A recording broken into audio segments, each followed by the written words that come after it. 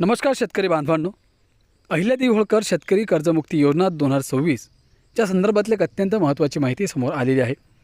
मित्रांनो, तुम्ही जर कर्जमाफीची वाट पाहत असाल तर हा व्हिडिओ तुम्ही शेवटपर्यंत बघा। विशेषतः वर्धा जिल्ह्यातील शेतकरी बांधवांसाठी आजचा हा व्हिडिओ महत्त्वपूर्ण ठरणार आहे। मित्रांनो, कारण आता वर्धा जिल्ह्यातील जवळजवळ 32,000 शेतकऱ्यांनी या कर्जमाफीचा लाभ घेतलेला आहे आणि इतरही शेतकऱ्यांना लवकरच या कर्जमाफीचा लाभ मिळेल असे वर्धा जिल्ह्याचे पालकमंत्री पंकज भोयर यांनी सांगितलेले आहे। आता वर्धा जिल्ह्यातील कोणकोणत्या शेतकऱ्यांना कर्जमाफीचा लाभ मिळाला आहे, जे उर्वरित शेतकरी राहिलेले आहेत त्यांना कधीपर्यंत कर्जमाफीचा लाभ मिळेल, हे सविस्तर माहिती आपण या व्हिडिओच्या माध्यमातून आता जाणून घेणार आहोत। त्यामुळे मित्रांनो, तुम्ही हा व्हिडिओ शेवटपर्यंत बघा आणि आपल्या माझी माहिती या यूट्यूब चॅनलला सबस्क्राईब करा, कारण अशीच महत्त्वपूर्ण माहिती तुम्हाला रोज आपल्या या चॅनलच्या माध्यमातून बघायला मिळणार आहे। तर चला, जास्त वेळ न घेता आजच्या व्हिडिओला सुरुवात करूयात। शेतकरी मित्रांनो, वर्धा जिल्ह्यातील शेतकऱ्यांसाठी राज्य सरकारच्या कर्जमाफी योजनेतून मोठा दिलासा मिळणार असल्याचे पालकमंत्री डॉक्टर पंकज भोयर यांनी सांगितले।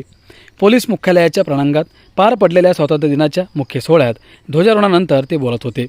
मुख्यमंत्री देवेंद्र फडणवीस यांनी जाहीर केलेल्या पुण्यश्लोक अहिल्यादेवी होळकर शेतकरी कर्जमुक्ती योजनेअंतर्गत जिल्ह्यातील 32,535 शेतकरी पात्र ठरले आहेत। या शेतकऱ्यांना एकूण 316 कोटी रुपयांच्या कर्जमाफीचा लाभ मिळणार असल्याची माहिती भोयर यांनी दिली।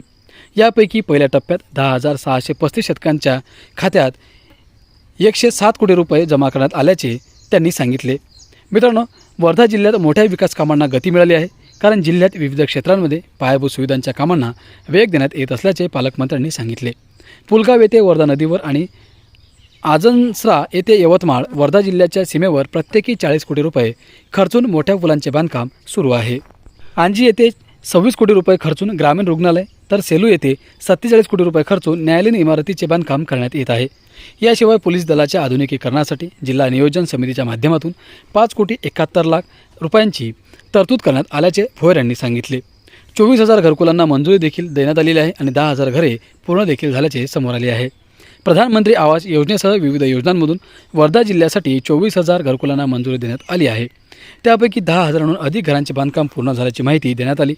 घरकुलासाठी जागा उपलब्ध नसल्यामुळे पात्र लाभार्थी योजनेपासून वंचित राहू नयेत, यासाठी आवश्यक उपाययोजना करण्याच्या सूचना देण्यात आल्याचे पालकमंत्र्यांनी सांगितले।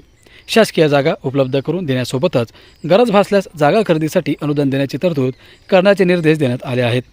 मित्रांनो, 1,41,000 महिलांना लखपती दीदी बनविण्याचा दावा। महिलांच्या आर्थिक सक्षमीकरणासाठी जिल्ह्यात लखपती दीदी उपक्रम मोठ्या प्रमाणात राबवण्यात आल्याचेही पंकज भोयर यांनी सांगितले। स्वयंसहायता समूहांशी जोडलेल्या 1,41,000 महिलांचे आर्थिक उत्पन्न वाढवून त्यांना लखपती दीदी बनविण्याचे काम करण्यात आल्याचा दावा त्यांनी केला।